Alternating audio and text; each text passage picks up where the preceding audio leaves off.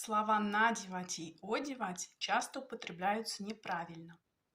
В чем же разница?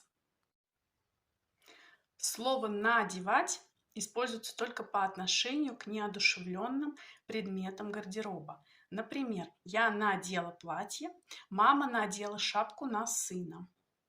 А слово «одевать» употребляется по отношению к человеку. Например, я одела клиента. Чтобы запомнить разницу, можно использовать такую подсказку. Надеть одежду, одеть надежду. Кстати, есть версия, что эта подсказка появилась благодаря киноляпу. В фильме «Ирония судьбы» или «С легким паром» главная героиня Надежда допускает непростительную для учительницы русского языка и литературы ошибку, говоря: «Я забыла одеть праздничное платье».